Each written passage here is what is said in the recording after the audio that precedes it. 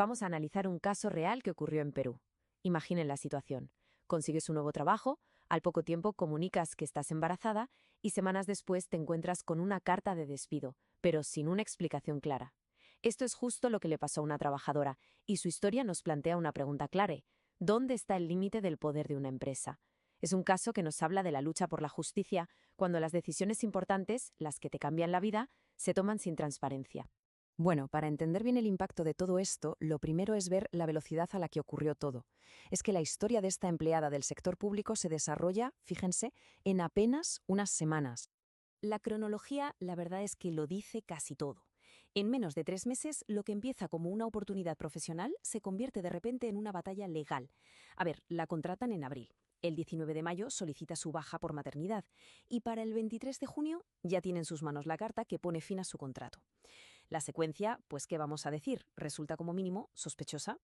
¿Y la razón oficial que le dan? ¿Cuál es? Pues esta frase, por no haber superado el periodo de prueba.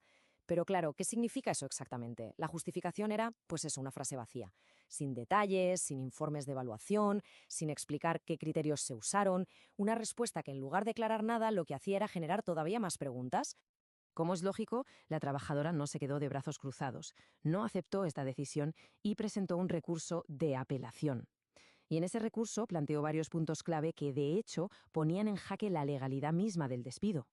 Su defensa fue, en esencia, un ataque directo a la legalidad de todo el proceso. Por un lado, claro, lo calificó de discriminatorio por su embarazo, pero ojo, también señaló dos fallos de procedimiento que eran clave. Primero, la falta total de una justificación real.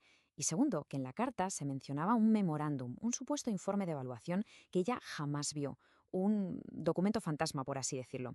Y para rematar, aportó pruebas de que su trabajo era bueno, incluyendo borradores de resoluciones que había preparado. Y es aquí donde la cosa se pone de verdad interesante. Para poder entender la decisión final del tribunal, es fundamental que repasemos dos principios legales. Son, de verdad, las claves de toda esta historia. El primero, ¿qué es un periodo de prueba? Bueno, pues es esa fase inicial de un contrato para evaluar al trabajador.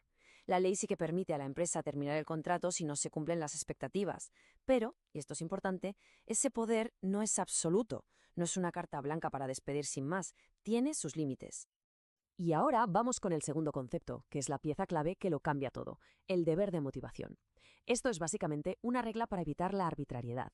Para una entidad pública, como en este caso, es una obligación fundamental. No vale con decir, estás despedido. Tienen que, por así decirlo, poner las cartas sobre la mesa, explicar los hechos, los criterios que han seguido y el razonamiento que hay detrás de una decisión tan importante. Y por si fuera poco, hay un factor más que es decisivo. La ley da una protección especial a las trabajadoras embarazadas. ¿Y qué hace? Invierte la carga de la prueba. ¿Esto qué significa? Pues que no es la trabajadora la que tiene que demostrar que la han discriminado, no. Es la empresa la que está obligada a probar, con hechos, que el despido no tuvo absolutamente nada que ver con el embarazo.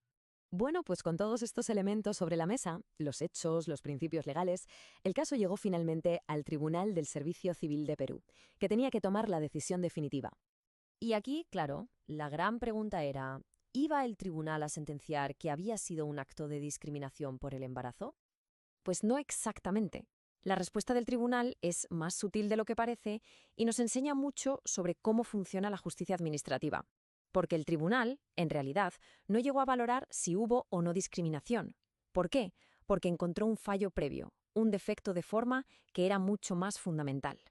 Es que el contraste es brutal. Por un lado tenemos lo que dio la empresa, una frase totalmente genérica, y por otro lo que la ley le exigía, una explicación con hechos, con criterios, con pruebas, una justificación real. Así que el problema no era si la razón del despido era justa o no. El problema de base es que, a efectos legales, no había ninguna razón. La entidad había incumplido de lleno su deber de motivación. Así que la conclusión del tribunal fue rotunda. Al no dar una razón real, concreta y que se pudiera comprobar, la entidad había violado el deber de motivación. Y ojo, que esto no es un error pequeño. Esto convierte la carta de despido en un acto ilegal. Y la consecuencia de un acto ilegal es muy simple, se anula por completo.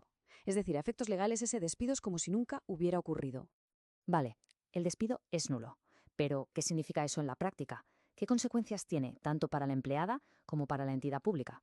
Pues las consecuencias son literalmente como darle al botón de rebobinar. El primer paso, el despido queda anulado, borrado del mapa legal. El segundo, todo vuelve al punto exacto justo antes de que se enviara esa carta de despido defectuosa. Y el tercero, que es el más importante, la entidad ahora tiene que volver a tomar una decisión, pero esta vez está obligada por ley a justificarla correctamente. Al final, lo más importante de este fallo no es solo la victoria de esta trabajadora. Lo que hace es reforzar un principio básico, la justicia procesal. Lanza un mensaje muy claro sobre la importancia de la transparencia y de que las administraciones rindan cuentas. No pueden tomar decisiones de forma arbitraria. Y todo esto nos deja con una reflexión final, que va más allá de este caso concreto. El fallo del tribunal no le garantiza el puesto de trabajo, pero sí le garantiza algo fundamental, un proceso justo.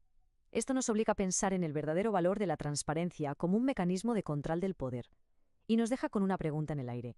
¿Qué pasa cuando el poder, ya sea grande o pequeño, puede actuar sin esa transparencia?